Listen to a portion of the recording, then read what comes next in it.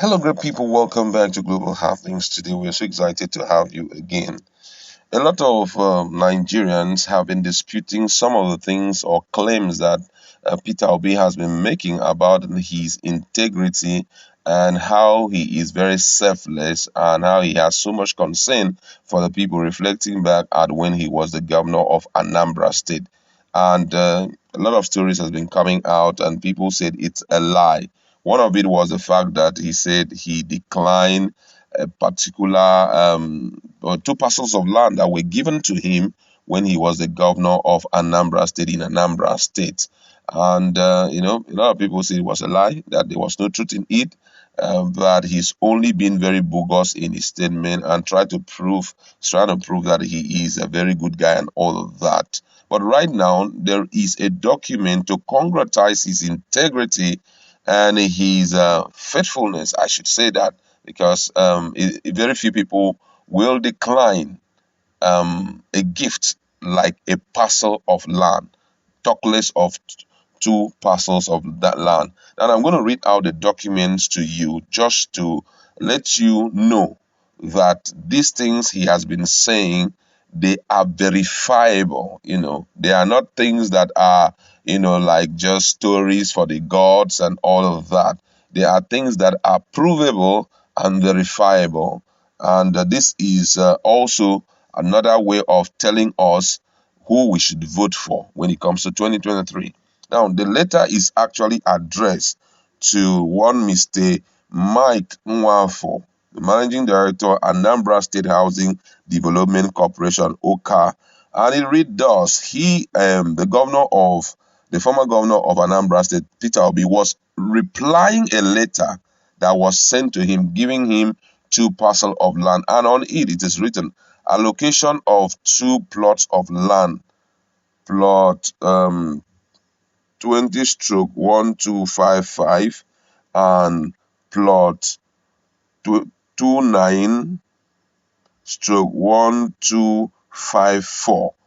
That was the plot given to him. And according to the content of the letter, I read, he said, I write to acknowledge receipt of your letter of 7th May 2007 and 13 February 2007 with the reference number of EDA 19 stroke volume 9, ED 40 stroke volume 1, conveying allocation of two plots of land, and then they mention the plot number which is located in Hillview, Nkwere, Ezeneka to me. Sorry, I'm reading in that way. It's really difficult to, get all that is written in the document. Why? Because it's an old document. And he went further to say, however, as I have,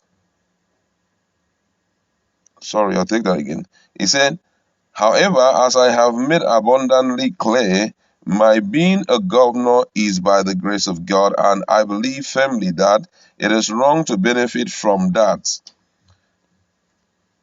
I became the governor because I wish to serve my people, and to do that devotedly. I believe I have to distance myself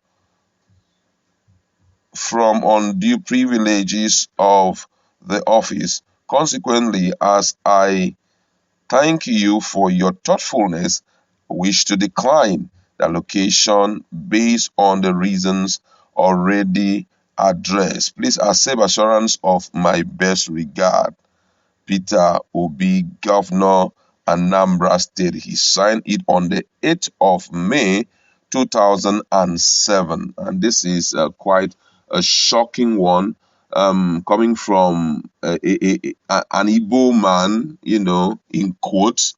A lot of people talk about that Igbo people are more interested in money and, wealth and all of that, which is not true. This is an exception to it, that even in the Southeast, we have people that we can trust. We have people that we can say, yes, they are good enough to lead. Now, this is a privilege This is one of the privileges of his office. An expectation would be that he should receive it without even saying a word. All the only word he will say is thank you.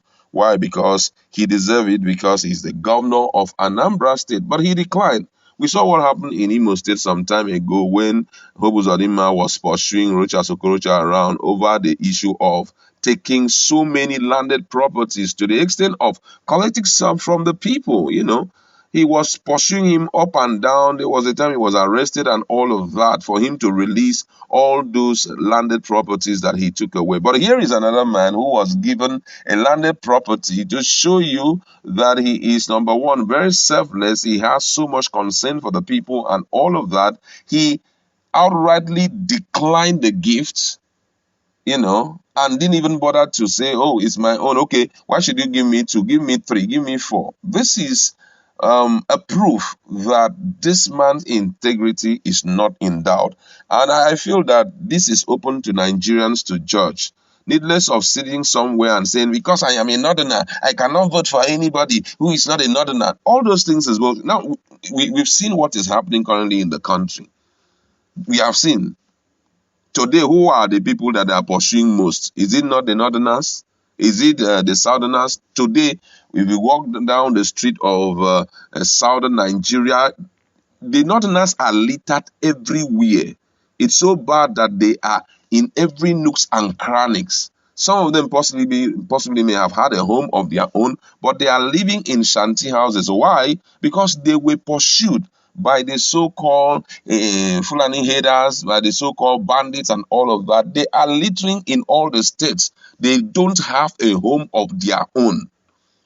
Why? Because unfortunately, the capacity of the current administration cannot handle the issue of insecurity. They have done their best, and shockingly, or let me not say shockingly, unfortunately, their best is not good enough. So, if this kind of situation have befallen us, and we have realized that our ethnicity cannot preserve us from bad leadership, cannot protect us from poor leadership, cannot protect us from maladministration. What is expected of us? I think some of these things need to be conveyed to the northerners so that they come to the point of realization that they should break this chain of bondage upon their life and be free for once by voting in anyone who is good enough to lead the country, irrespective of his ethnicity, irrespective of his religion, irrespective of everything.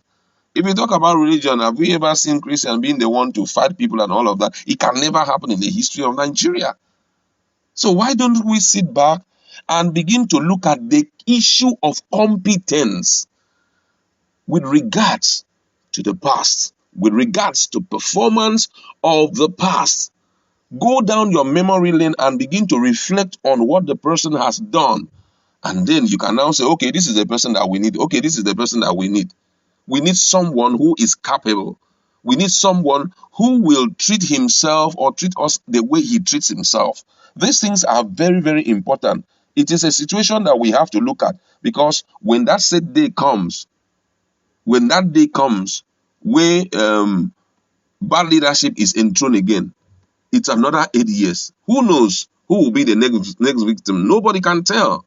We need a government that can take us beyond the shores that we are currently to somewhere very glorious, whereby at the end of the day, we can walk back to our houses at 12 a.m. without any fear of any human being terrorizing and troubling us. We will be able that force, because unfortunately someone said some time ago, he said most people who are involved in all of this kind of negative group, they are forced into it by the situation, the economic situation in the country, by the porousness, and by the way things are happening in the country. They are being forced into it. So I'd like to leave you there. Go to our comment section. Let's interact. What's your standpoint on these beautiful secret that have been unveiled for us to see and to know that the person of Peter Obi is the kind of leader that we need for